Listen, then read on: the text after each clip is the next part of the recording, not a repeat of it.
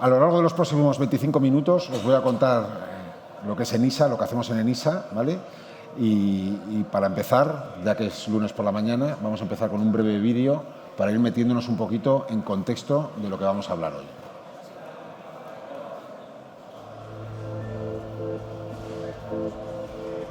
Cuando la creatividad no descansa, ni las ganas de conseguirlo. Cuando todo es cuestión de actitud y compromiso, y sabes que no vas a parar hasta lograrlo, es cuando te puedes convertir en una de nuestras empresas. Si tu proyecto te emociona, si es innovador, si es sostenible y es viable, es que es Enisable. ¿Qué significa? Que juntos, tú y Enisa, vamos a hacerlo realidad. Somos el impulso financiero público para el ecosistema emprendedor y la pyme a la medida de tu proyecto. Somos la referencia de negocios que nacieron y ahora son todo un éxito. Queremos seguir siendo el trampolín para muchas empresas y estamos deseando que pase igual con la tuya. Proyectos Enisables. Deseando que nos hables de tu plan. Enisa, Empresa Nacional de Innovación. El impulso financiero que necesitas. Muy bien, pues con este vídeo tenéis una pequeña píldora de lo que vamos a ver hoy. El objetivo de la charla de hoy es que descubráis si sois empresas enisables. De los que estáis aquí, ¿cuántos sois emprendedores o cuántos estáis pensando en emprender? Vale. ¿E inversores? ¿Hay alguno? Vale. Bien, pues ENISA responde a las siglas de Empresa Nacional de Innovación. Somos una empresa de capital público, lo que comúnmente se denomina como empresa pública, y como todas las empresas públicas estamos adscritos a un ministerio, ¿vale? En nuestro caso, estamos adscritos al Ministerio de Industria y Turismo y concretamente colgamos de la Dirección General de Estrategia Industrial y de la PYME. Y nuestra principal razón de ser o misión, como se entiende también en muchas de las empresas del entorno y del ecosistema, es la de fomentar la cultura del emprendimiento a nivel nacional, ¿vale? Y eso lo hacemos principalmente activando tres palancas. La primera es participación directa en el ecosistema. Es decir, estamos todo el día yendo a mesas redondas, haciendo jurados, dando charlas como las que estoy dando yo hoy aquí y fomentando la cultura de la colaboración público-privada, ¿vale? Para conectar inversores y emprendedores. La segunda, y es por la que somos tal vez más famosos, es la financiación, que luego contaré un poquito en detalle de cómo financiamos a emprendedores. Y la tercera es la certificación, y esto sale a raíz de la ley de startups, que contaré un poquito por encima hoy de qué va, para que lo sepáis y lo tengáis presente, ¿vale?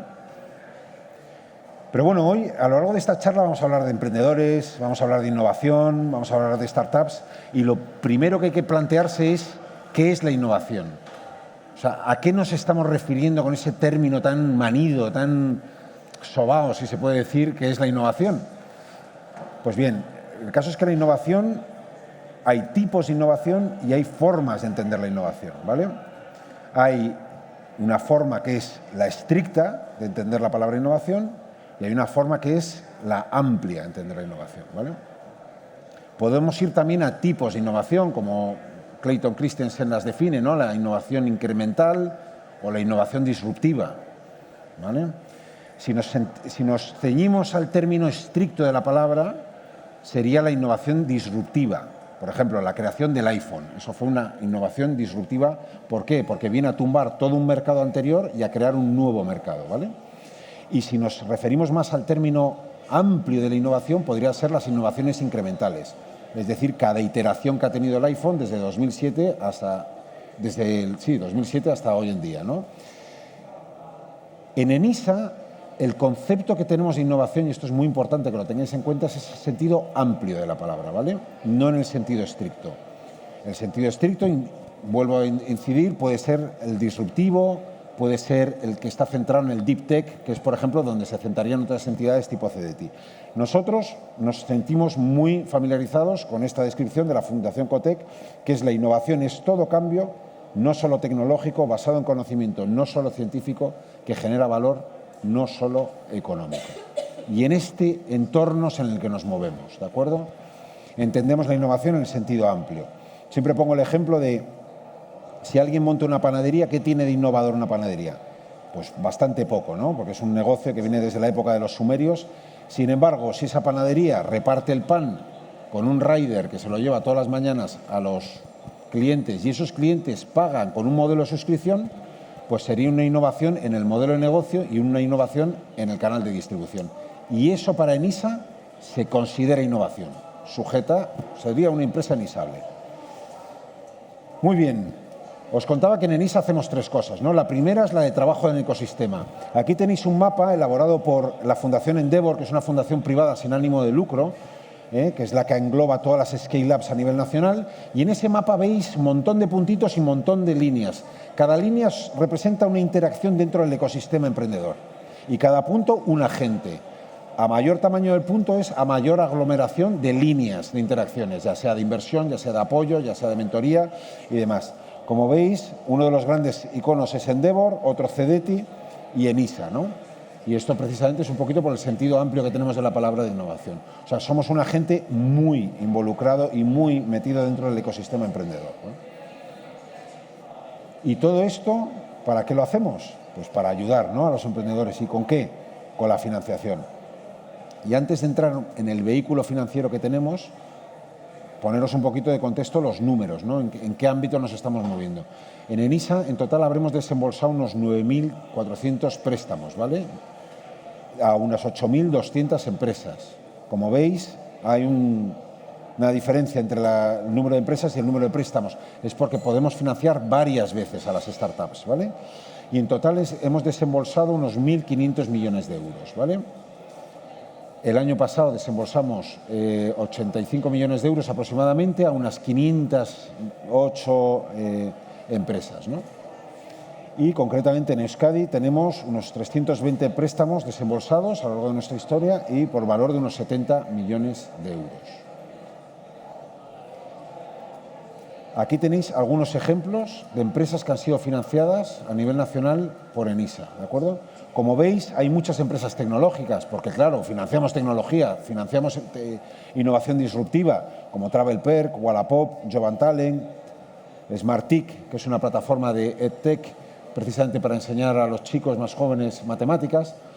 Pero bueno, luego también tenemos ejemplos de financiación de cosas que no son tan disruptivas. En un principio, ¿no? Floret, los canónigos, ¿no?, las ensaladas, ¿no? ¿Qué tiene de disruptivo eso? Bueno, pues son innovaciones a lo mejor en el marketing, en el modelo en la cadena de valor. Luego tenemos del sector textil, como Ecoalf, Silbon, o incluso Scalpers, siendo Ecoalf parte de la economía circular. También hemos financiado yogures, Pastoret, ¿no? En definitiva, son todo empresas las que veis aquí que innovan, ¿de acuerdo? Y que nosotros hemos financiado a nivel nacional. Y bien, ¿y con qué financiamos a las empresas? Bueno, somos un financiador público y automáticamente cuando uno piensa en la financiación pública suele pensar en la subvención. Bueno, esto es una subvención, dinero ya a fondo perdido. En nuestro caso no. En nuestro caso financiamos con deuda, ¿vale? Y concretamente con un vehículo muy particular que se llama el préstamo participativo. Para que sepáis un poquito de curiosidad, el préstamo participativo, tal y como se concibe jurídicamente en España, no existe en ningún sitio del mundo. Solo en España. Y en España hay 3 entidades que lo dan, siendo Enisa la que otorga el 95% de los préstamos participativos a nivel nacional, ¿no? Bueno, ¿y qué es esto, el préstamo participativo? Pues, como comentaba, es un vehículo de deuda, pero que está a caballo entre el préstamo bancario tradicional y el capital riesgo. Con lo bueno que quitamos lo peor de los dos. Por la parte del préstamo bancario, la exigencia de avales y garantías. En Enisa somos un prestamista que no exige avales y garantías. Y por parte del capital riesgo, la exigencia natural del capital riesgo, que es la dilución y presencia en el consejo. Nosotros no diluimos a los emprendedores y no tenemos presencia en el consejo, ¿no? Además, es una deuda que es subordinada, que para los que no sepáis muy bien, la deuda subordinada significa que somos los últimos en cobrar en el caso de que la empresa tenga turbulencias financieras. Y eso es buenísimo para el resto de acreedores. Y es deuda que no imputa en el CIRBE, que es la capacidad crediticia que tiene la empresa a nivel nacional. Es como un ranking, ¿vale? Más características positivas que tiene. Nuestros tickets van de 25.000 euros a 1,5 millones de euros de deuda viva por empresa y por proyecto. ¿Significa que que no puedo llegar a más de 1,5 millones? No, podéis llegar a más, pero viva el riesgo vivo, máximo 1,5 millones de euros. Tenemos periodos de carencia y vigencia a largo plazo. De carencia más o menos estamos alrededor de los 3-4 años, vigencia unos 5 o 6 años. Y los intereses, y es lo que nos da nombre, están divididos en 2 tramos. Un tramo que se paga sí o sí y otro tramo que está vinculado al rendimiento de la empresa. Si dais beneficios, se cobra ese tramo, se activa. Si no dais beneficios, no se cobra.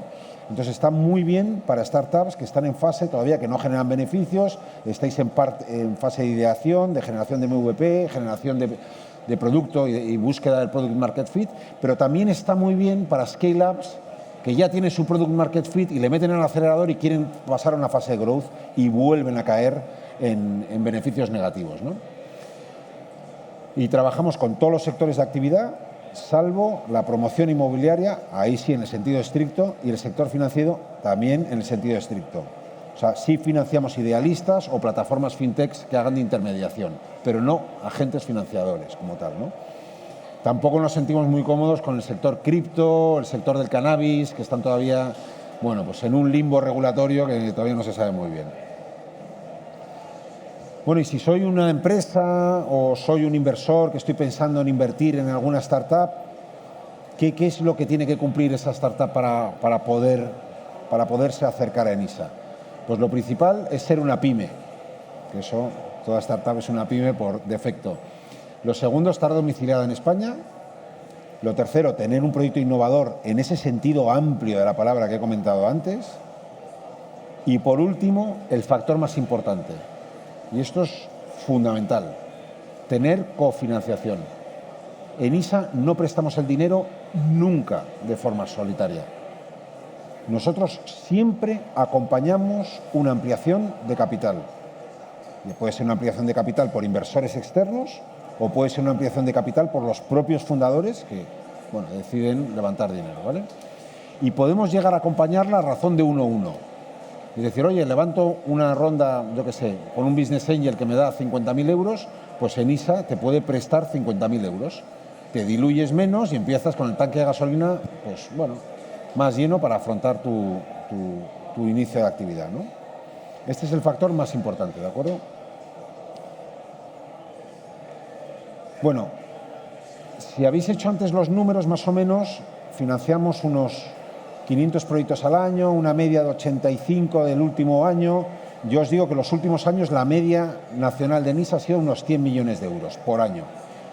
Bueno, pues ahora tenemos muchos más fondos. Concretamente, para este ejercicio tenemos disponibles 240 millones de euros listos para desembolsar y tenemos ya cerrado el presupuesto hasta agosto del 26 de 303 millones de euros. Es decir, multiplicamos por 3 nuestra capacidad de entrega de fondos y en eso es en lo que estamos concentrados ahora mismo, ¿no? Nuestras líneas están divididas en distintas líneas de financiación. Aquí os lo voy a contar un poquito por encima porque ya esto antes era tarea que recaía en el emprendedor elegir una de las líneas de financiación, pero ahora es trabajo nuestro. Que sepáis que hay una línea que es Startups y Pyme, que no es excluyente, es decir, todo proyecto puede ser financiado por esta línea. Y luego hay una serie de líneas verticales, ¿no? Que nos interesa fomentar algún tipo de iniciativas o de emprendimientos en determinadas verticales. La primera es la de emprendedoras digitales. Es una línea que está exclusivamente dedicada a financiar proyectos liderados por mujeres o que tengan mujeres en el comité de dirección. Luego tenemos una línea en el entorno digital, luego tenemos una línea que es la de agroimpulso, que es precisamente para el sector primario, para financiar cualquier tipo de innovación en ese sector primario y también en el sector de la alimentación, no solo en la agricultura. Y por último, tenemos una línea que es la línea de audiovisuales e industrias creativas que está diseñada precisamente para financiar todo lo que son proyectos culturales, creativos, cine, música y también entra el sector del videojuego que está bastante pujante en este país, concretamente en Madrid, de donde yo vengo, donde hay bastante inversión en este sentido, ¿vale? Entonces, bueno, ahora mismo lo que pretendemos es, como comentaba antes, financiar esta parte es extremadamente interesante. Esta parte podemos llegar en la parte de ideación, pero también en la fase de growth, que podemos llegar a la parte de tener rendimientos negativos de la empresa. Y algunos de los cambios que estamos teniendo en ENISA, además de tener esa dotación extraordinaria, es que hemos perdido la estacionalidad, que era un gran problema que tenía ENISA hasta ahora, es que nuestros fondos se liberaban solo en algunos tramos al año. Ahora tenemos una ventanilla única abierta 24 horas al día, 365 días al año, 7 días a la semana, ¿no? Y estamos dispuestos a asumir más riesgo por proyecto y aumentar nuestros tickets medios, ¿vale? Hasta ahora mismo nuestro ticket medio aproximadamente eran unos 160.000 euros a nivel nacional, pero estamos buscando financiar proyectos más grandes que estén en fase más de crecimiento, sin excluir a los proyectos que están en fase más de ideación o early stage, ¿no? El itinerario para conseguir un ENISA es extremadamente sencillo, se puede hacer todo vía web. Seguís estas etapas, simplemente se entra por ahí, se hace una solicitud y directamente pasáis al departamento de admisiones. Ese departamento os cribará o valorará vuestro proyecto, os dirá las áreas que tiene de mejora y luego pasaréis a la fase de análisis. La fase de análisis, una vez que se os aprueba, ya es directamente formalizar el préstamo, ¿de acuerdo? Es un proyecto que se puede hacer completamente, insisto, online, y es un proyecto también que no es exclusivo, es decir, si se os rechaza un ENISA una vez, podéis volver todas las veces que queráis. Y de hecho, una de las novedades también que hemos incluido ahora es que antiguamente para poder solicitar un ENISA uno tenía que venir con una ampliación directamente ya casi prácticamente firmada y consolidada. Amplío capital con un inversor y voy a ENISA a solicitar el préstamo. Ahora ya no hace falta hacer eso. Ahora hemos dado la vuelta al proceso y lo que queremos es ayudar a los emprendedores a desbloquear rondas de capital, de ampliación de capital. Entonces podéis venir a un ENISA y pasar el proceso y automáticamente se os preotorgará el préstamo sujeto a una ampliación de capital. Y con esa preotorgación lo que pretendemos es que vayáis al inversor y decir, oye, chaval, que ENISA me va a dar dinero si tú me amplías capital. Y con eso lo que estamos haciendo es desbloquear muchísimas rondas de capital, ¿vale? Bueno, eso es todo lo relativo a la parte de financiación. Luego hacemos otra gran actividad que es la certificación de empresa emergente. Y esto sale a raíz de la ley de startups, ¿vale? Las empresas públicas no legislan, ¿vale? Las empresas públicas lo que hacen es ejecutar política pública, ¿vale? En este caso, en ENISA nos ha tocado una parte de la ley de startups. La ley de startups se fundamenta bajo la idea de que España, por lo menos actualmente, es uno de los mejores países para vivir y por qué no extenderlo y hacerlo uno de los mejores países para emprender. A raíz de ahí, y por mucha presión que ha habido del sector durante muchos años, se genera una ley de startups que está estructurada en 3 pilares fundamentales, ¿vale? Yo había pensado traeros hoy el BOE aquí, que lo estuviésemos leyendo un ratito, pero bueno, como es un documento un poquito sesudo y antipático, he decidido mejor resumir en 9 puntos lo que considero que puede ser lo más interesante que sepáis de esta ley, ¿no? Como lo que comentaba, se estructura en 3 pilares: talento, inversiones y sociedades. En la parte de talento, fundamentalmente lo que trae son bonificaciones fiscales, ¿vale? Una, directamente, si estáis trabajando como por cuenta ajena y decidís emprender, se os bonifican las cuotas de seguridad social. Luego tenéis la retribución por stock options, también tiene excepciones fiscales. Y por último, también estamos moviendo un apartado de otorgación de visados para emprendedores de fuera de la Unión Europea que quieran venir a emprender aquí con un proyecto viable y escalable. En el ámbito de las inversiones, también se centra sobre todo en deducciones fiscales y en agilizar que el capital fluya dentro de España. Por una parte, hay una deducción de hasta el 50%, del 50% hasta 100.000 euros para business angels que inviertan como personas físicas en empresas certificadas, que ahora contaré lo que son las empresas certificadas. Y luego hay un tratamiento fiscal específico para el carried interest, que es el modelo de negocio de los venture capital, que hasta ahora mismo no estaba contemplado en la legislación. Y también para los inversores extranjeros que quieran venir a invertir a España, tienen muchas más facilidades para la obtención del NIE y entrar aquí y invertir directamente en las empresas. Y en el ámbito de sociedades, sobre todo las agilidades que hay son meramente burocráticas. Se agilizan los plazos de creación de una empresa y de registro de las mismas y se reducen las tasas notariales, ¿no? Y luego el impuesto a sociedades también, pero esto es a nivel general, no hace falta, no solo es exclusivo de la ley de startups, baja del 25% al 15% en los primeros años, ¿no? Y bueno, de esta ley de startups, que se puede resumir en estos 9 puntos, hay una cosa que a nosotros en ENISA nos ha tocado una misión, ¿no?, hacer, que es la de certificar empresas emergentes, ¿vale? Y esto es un servicio, aparte de la financiación, es un servicio que damos en ENISA desde hace 2 años y pico, es totalmente gratuito y yo invito a cualquier emprendedor a hacerlo, y es el de censaros como empresa emergente. Una empresa emergente viene a ser una startup en castellano, ¿vale? Y nosotros, para certificar si las empresas son emergentes, lo que nos fijamos primero es en la antigüedad, ¿de acuerdo? Hay unos criterios objetivos, que son los que voy a describir ahora, y unos criterios luego subjetivos, que son relativos a la innovación y a la escalabilidad que tiene un proyecto, que ahora también contaré, ¿vale? Y en esto nos fijamos y con ello emitimos un certificado, ¿vale? Por parte de la certificación, lo que miramos es que la antigüedad sea menor de 5 años o 7 años. 7 años sobre todo es para proyectos que son más deep tech o del sector salud, que tienen periodos de maduración mucho más largos, ¿vale? Luego, el domicilio de la empresa tiene que ser en España el 60% de la plantilla aquí, ¿vale? No se puede facturar más de 10 millones de euros, que entiendo que para cualquiera que esté empezando es una cifra que todavía se ve con bastante lejanía. No se puede cotizar en ningún mercado regulado, y tampoco se puede salir de ninguna operación societaria de dudosa reputación. Y aquí, aunque no sea de dudosa reputación, también especial interés, hago especial llamamiento a las spin-offs de las universidades, ¿vale? Porque generalmente vienen con estructuras societarias y de cesión de patentes regular.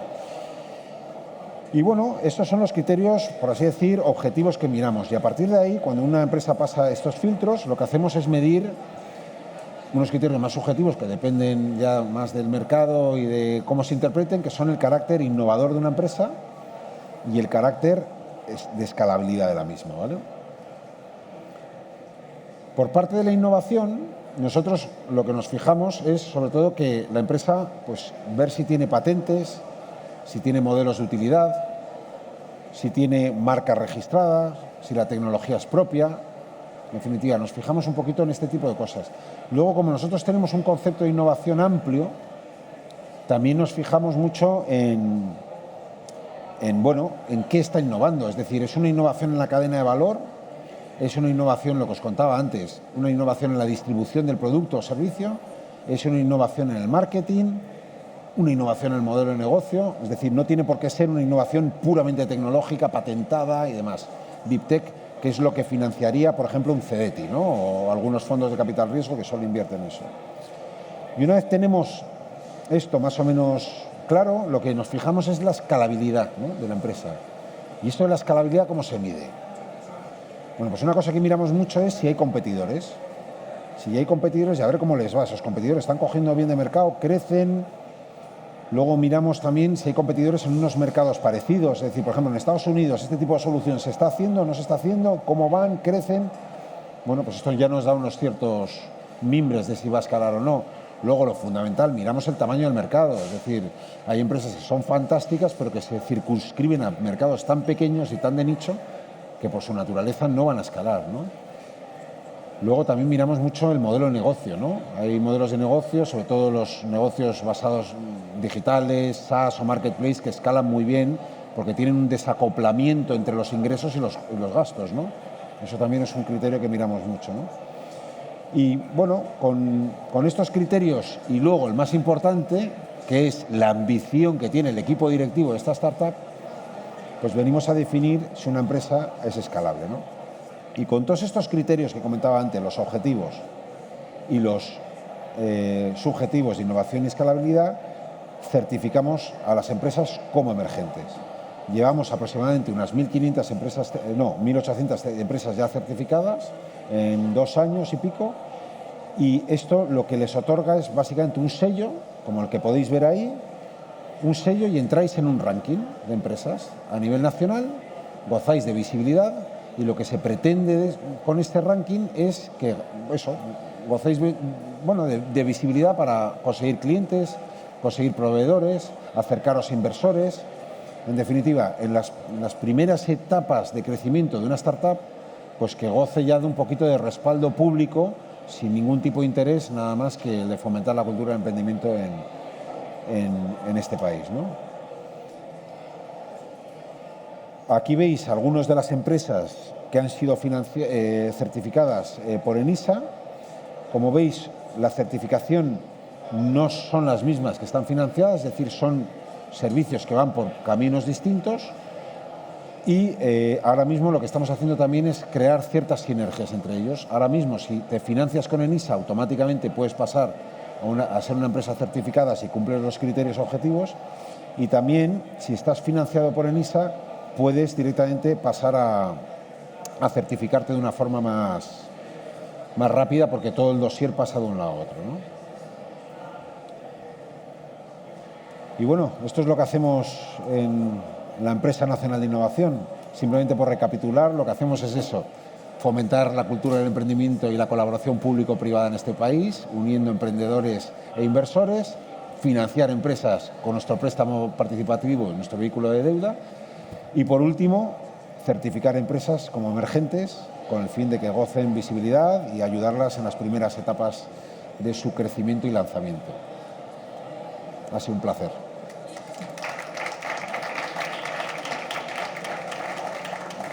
¿Tenéis ¿Alguna pregunta? Sí. Igual, ¿podéis tener alguna pregunta? Vamos a aprovechar que ya que ha tenido que coger un avión, ¿verdad, Guillermo? Y estás aquí con nosotros, pues a ver, adelante. Espere, un segundito, que tenemos micro. Lo que no había era pasador, ¿eh? Micros hay A ver. cientos. Bueno, yo tengo 3, ¿eh? 3 preguntas. Bueno, a ver. La primera es, Levanta las 5. la ley de startups ya está en vigor, Sí. entiendo. La primera, en el cuadrante 1.1, el de arriba, Sí. el de la cuota de autónomos, ¿eso tiene efecto retroactivo también o es a partir del momento en el que se valida como startup emergente? No, es a partir de que tú te haces autónomo, es decir, porque el paso previo a crear una startup generalmente es Eso es. que los emprendedores se hacen autónomos, ¿no?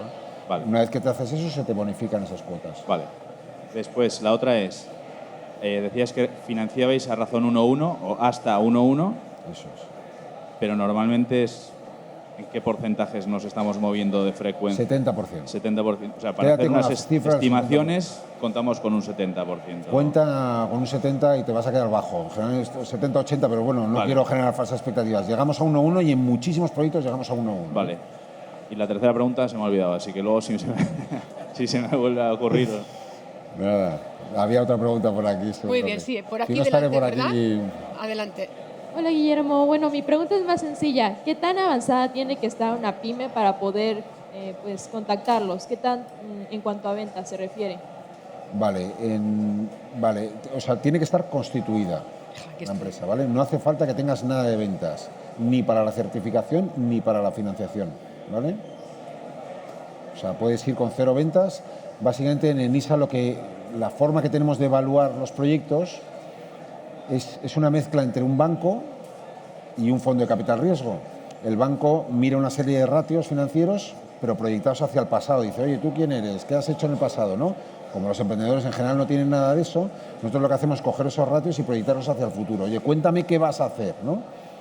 Y si tu plan de ventas, junto con la ampliación de capital, más el ENISA, más subvenciones que puedas llegar a tener, sujeta la estructura durante 24 meses, puede ir.